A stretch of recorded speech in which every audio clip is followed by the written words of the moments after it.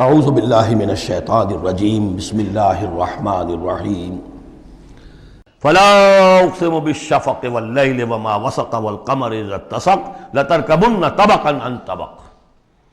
یہ ہے اصل میں وہ مقام جس کے حوالے سے میں نے آپ کو کہا تھا کہ سورہ مدثر کی ان آیات کو ذہن میں رکھیے۔ کلا والقمر، ایک تو یہ دیکھیے کہ وہاں بھی درمیان میں پھر اثر نو قسمیں آ گئی تھیں، دو تقریباً جو سمجھیے دو صورتیں بن گئیں، شروع میں یا ایھا المدثر سے لے کر اور آیت نمبر 31 تک، اور پھر کلا والقمر واللیل اذ ادبر والصبح اذا اسفر انھا لإحدی الکبر۔ وہی بات یہاں ہے، ایک مضمون پورا ہو چکا۔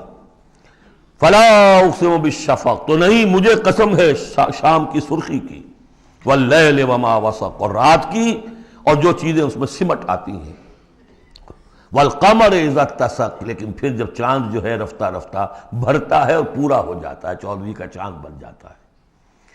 یہ اصل میں میرے نزدیک واللہ عالم، یہ کسی اور کوئی بات میں نہیں کہہ رہا ہوں، میرے نزدیک یہ دو بڑی اہم خبروں کی نشاندہی ہے جو قرآن میں کی گئی ہے، اور وہاں ہے بھی انہا لإحدی الکبر، بہت بڑی خبر ہے یہ کہ محمد رسول اللہ صلی اللہ علیہ وسلم کا جب خورشید ہدایت طلوع ہوا ہے تو اس وقت صورت کیا تھی؟ 600 سال کی رات تھی جس میں کوئی نبی نہیں آیا تھا، بس چاند کے کچھ اثرات، کچھ روشنی، کچھ تھے نیک لوگ، کچھ جنات میں بھی نیک تھے، لیکن اکثر و بیشتر دنیا کے اوپر جو غلبہ ہو گیا تھا وہ بالکل باطل کا۔ پھر ایک دم خورشید نبوت طلوع ہوا ہے اور روشنی پھیل گئی ہے۔ اب خبر دی ہے اسی خورشید نبوت نے صلی اللہ علیہ وسلم کہ قیامت سے پہلے ایک مرتبہ پھر یہ دین کا غلبہ ہوگا، جیسا آپ کے دست مبارک سے بنفس نفیس جزیرہ نماء عرب پر پورا خورشید اسلام چھا گیا، نظام دین قائم ہو گیا۔ الیوم اکملت لکم دینکم واتممت علیکم نعمتی ورضیت لکم الاسلام دینا، جاء الحق وزہق الباطل ان الباطل کان زہوقا۔ اور اس کے بعد یہ کہ خلفاء ثلاثہ کے زمانے میں، حضرت علی کے زمانے میں کوئی توسیع نہیں ہوئی، حضرت ابوبکر، حضرت عمر، حضرت عثمان، خلفاء ثلاثہ کے زمانے میں توسیع ہوئی۔ حضرت علی کے زمانے میں ان پر کوئی الزام نہیں، ان کا کوئی قصور نہیں، لیکن یہودی سازش عبداللہ ابن سبا کی، اس کی وجہ سے مسلمان آپس ہی میں لڑ پڑے، 1,00,000 جانیں ختم ہو گئی آپس میں لڑ کر، جنگ جمل، جنگ صفین، جنگ نہروان، 1,00,000 کے قریب۔ تو مومنٹم گاڑی کا ٹوٹ گیا، موشن ٹوٹ گئی۔ اس کے بعد پھر بہرحال حضرت امیر معاویہ کے زمانے میں پھر کچھ آگے قافلہ چلا ہے، لیکن اس شان کے ساتھ پھر نہیں بڑھ سکی بات، جس شان سے کہ دور فاروقی میں، دور عثمانی میں، دور صدیقی میں بات بڑھ رہی تھی۔ بہرحال وہ تو پروسیس رک کر اور پیچھے ریورس بھی ہو گیا، لیکن حضور کی دی ہوئی خبر ہے کہ دوبارہ دنیا میں دین کا غلبہ ہوگا اور گلوبل ہوگا، پوری دنیا میں ہوگا۔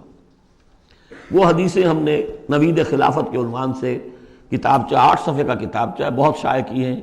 میں صرف یہ بتا رہا ہوں وہاں حضور کے زمانے میں کل 23 برس میں انقلاب برپا ہو گیا، سورج ایک دم طلوع ہو جاتا، کتنی دیر لگتی ہے، طلوع ہو گیا۔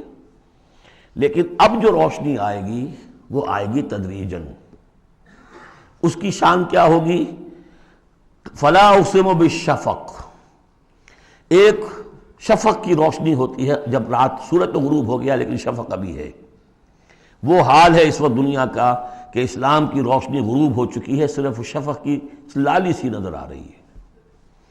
اس کے بعد واللیل وما وسق، پوری دنیا کے اوپر دین کے اعتبار سے تاریکی چھا گئی ہے، رات ہے، اور رات جو ہے اپنے اندر جن جن چیزوں کو سمیٹ لیتی ہے۔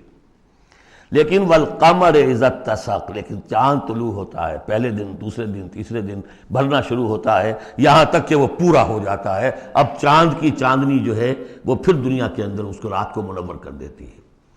لَتَرْكَبُنَّ طَبَقًا عَن طَبَقٍ، اسی طرح تم چڑھو گے درجہ بدرجہ، یعنی اب جو تجدید دین کا کام ہوگا، اب جو اقامت دین کی جد و جہد ہوگی، اب جو دنیا میں خلافت علی منہاج النبوت کا نظام قائم ہوگا، تو وہ کسی ایک نسل میں نہیں ہو جائے گا، کسی ایک دائی یا ایک تحریک کے ذریعے سے نہیں ہو جائے گا، درجہ بدرجہ۔ کسی نے ایک کام کر دیا، علامہ اقبال نے ایک فکر کو واضح کر دیا کہ اسلام مذہب نہیں دین ہے، اور جدا ہو دین سیاست سے تو رہ جاتی ہے چنگیزی، یہ ایک وحدت ہے۔ ابوالکلام آزاد اٹھے، انہوں نے قائم کی جماعت حزب اللہ، لیکن یہ کہ کچھ مخالفتوں سے بددل ہو کر جلدی چھٹ چلے گئے، پھر وہ کانگریس میں شامل ہوئے اور انہوں نے پھر جو ہے اپنی پوری زندگی جہاد حریت کی نظر کر دی۔ پھر مولانا مودودی اٹھے، وہ جماعت اسلامی بنائی۔ افسوس کہ پاکستان میں آ کر وہ یہاں کی قومی سیاست کے اندر داخل ہو کر انہوں نے بھی منزل کھوٹی کر لیا۔ وہ قافلہ جو ہے جیسے کہ کہیں کسی دلدل میں پھنس گیا ہے۔ یہ رفتہ رفتہ ہوگا، لیکن انہوں نے ایک ایک قدم بڑھایا ہے، ان سب کی کوششوں سے ایک ایک قدم بات آگے بڑھی ہے۔ لَتَرْكَبُنَّ طَبَقًا عَن طَبَقٍ، لیکن جس طرح چاند رفتہ رفتہ پہلی تاریخ سے لے کر 14ویں رات تک پورا ہو جاتا ہوگا، ہونا ہے، وہ لازماً ہوگا جس کی خبر دی ہے محمد رسول اللہ صلی اللہ علیہ وسلم نے، وَهُوَ الصَّادِقُ الْمَصْدُوقُ، ان کی دی ہوئی خبر میں کوئی جھوٹ نہیں ہو سکتا۔ فَلَا أُقْسِمُ بِالشَّفَقِ وَاللَّيْلِ وَمَا وَسَقَ وَالْقَمَرِ إِذَا اتَّسَقَ لَتَرْكَبُنَّ طَبَقًا عَن طَبَقٍ فَمَا لَهُمْ لَا يُؤْمِنُونَ۔ انہیں کیا ہو گیا ہے، ایمان کیوں نہیں لاتے، کیوں نہیں مانتے؟ وَإِذَا قُرِئَ عَلَيْهِمُ الْقُرْآنُ لَا يَسْجُدُونَ، اور جب ان پر قرآن ان پڑھ کر سنایا جاتا ہے کیا ہو گیا انہیں کہ سجدہ نہیں کرتے۔ بَلِ الَّذِينَ كَفَرُوا يُكَذِّبُونَ، بجائے ایمان لانے کے یہ کافر جو ہیں یہ تو الٹا اور جھٹلا رہے ہیں۔ یہاں ذرا نوٹ کر دیجئے، یہ لفظ بے شمار مرتبہ آیا ہے، کفر اور تکذیب، کفر اور تکذیب۔ وَالَّذِينَ كَفَرُوا بِآيَاتِنَا وَكَذَّبُوا، تو کفر اور تکذیب یہ کیا صرف تکرار ہے یا اس کے اندر فرق ہے کچھ؟ کفر کے معنی ہے چھپا دینا، دبا دینا۔ فطرت انسانی میں جو گواہیاں موجود ہیں جو ان کو دبا رہا ہے، یہ کفر ہے۔ ان گواہیوں کو ابھارنے کے لیے، ایکٹیویٹ کرنے کے لیے قرآن مجید کی آیات آئی، ان کی تکذیب کر رہا، یہ بہت بڑا جرم ہے۔ یہ دو جرم علیحدہ ہیں۔ اپنی فطرت کے اندر جو گواہیاں مضمر ہیں انہیں چھپانا، دبانا، لیکن پھر جب آیات ربانیہ سامنے آئے ان کو جھٹلا دینا، یہ ڈھٹائی کی حد ہے۔ پھر والذین کفروا وکذبوا بآیاتنا اولئک اصحاب النار هم فیہا خالدون۔ یہ تو جو پہلا چارٹر دیا گیا تھا حضرت آدم کو خلافت عرضی کا چارج سنبھالتے وقت، اب اتر جاؤ یہاں سے، اس جنت سے جاؤ نیچے اور جا کر چارج لو اب زمین کا، اور وہاں کیا ہوگا؟ فَإِمَّا يَأْتِيَنَّكُم مِّنِّي هُدًى فَمَن تَبِعَ هُدَايَ فَلَا خَوْفٌ عَلَيْهِمْ وَلَا هُمْ يَحْزَنُونَ وَالَّذِينَ كَفَرُوا وَكَذَّبُوا بِآيَاتِنَا۔ کفر پہلا جرم اور تکذیب یہ مہا جرم۔ کفر تو اس وجہ سے بھی ہو سکتا ہے کچھ ماحول کے اثرات تھے، آپ ذہول میں رہے، آپ دبے ہوئے تھے، لیکن جب وہ روشنی آ گئی پھر اس کی تکذیب، یہ معلوم ہوا کہ اب یہ جرم جو ہے اپنی آخری حد کو پہنچ گیا۔ بل الذین کفروا یکذبون، یہ کافر جو ہے جھٹلا رہے ہیں۔ واللہ عالم بما یورون، اور اللہ کو معلوم ہے کہ یہ کیا بھرے ہوئے ہیں اپنے ہاں۔ عام طور پر سمجھایا کہ جو انسان مال دولت نہیں، اندر ان کے بغض ہے، حسد ہے، تکبر ہے، اس کی وجہ سے یہ تکذیب کر رہے ہیں۔ یہ نہیں کہ یہ حق کو پہچان نہیں پائے ہیں، ان کے اندر جو ہے بغض، حسد اور تکبر بھرا ہوا ہے۔